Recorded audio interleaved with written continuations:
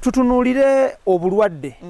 Oyinayo kospe sample y'ekitooke ekiriddwa obulwadde obupya bwe wayogeddeko tukirabe? Obulwadde buno abamu bagamba bwava ekiwuka kyava Tanzania era abantu abasinga basooka ne batematema amatoke gaabwe. Kati neŋŋamba nedda tusobola okunoonya ki solution. Twakizuula nti ekiwuka bakiyita banana rust. Kibeera ng'ejjanzi. Era ettooke libanga eritalaze. Bw'oba olitunulidde eminwe gyalyo libanga eritalaze.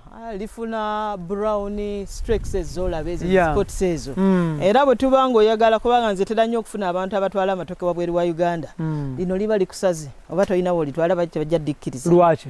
Spots ezo tebazikkiriza era bwolituusa ku airport baba bacekinga. Baba bamanya eri gy'otwala amatooke batwalira bulwadde. Tebagakkiriza. So kati spots ezo banana rust oyo ne tukizuula nti it is a pest. Ffe twalowoozanga nti engeri gyekaze mu nkuba nti maybe kayitidde mu mazzi ne twakizuula nti it is a pest. So what we use tufuna eddagala pesticide yonna ne kati ffe wantukoza dudu aseremectine.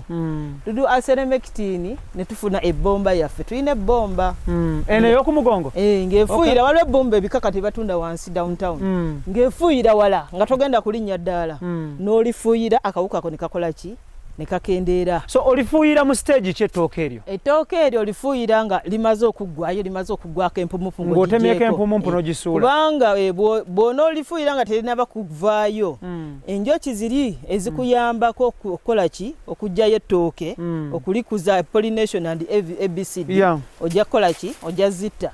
So tulirinda nga livuddeyo bulungi ng'empumupu ogiggyeko n'olifuuyira. Ettooke lino omuntu bw'alirya lirina an effect to the human being? Alifumbye n'alirya? Terina effect naye bw'oliwaata okulifumba liba likaluba. Liba terigonda nga liri ettooke lyaffe erya bulijjo lutaddeko akasa nga lirina amazzi nga gawera. Besides okufuna ebbomba n'eddagala eryo dudu whatever n'ofuuyira tewaliwo any other means okukombatinga obulwadde obwo? Kati obuzibu bwe tuyina nti insects zitambulanga ebiwuka bitambulanga enjoki nti bwe mba nfuuyidde wano kati olaba twafuuyira omwezi oguwedde naye era olaba tuyinamu amatooke nga tulina kufuuyira buli mwezi n'ofuuyiramu emirundi ng'esatu oba ena. Neighbor wange ye bw'aba tafuuyidde ekyo vola kiri kye nagambye nti buli bw'obeera ewantu ng'olina w'olimira n'obeera n'amagezi n'ogeewa wekka at the end of the day naawe okosebwa nga tomanyi oba teweeyambye.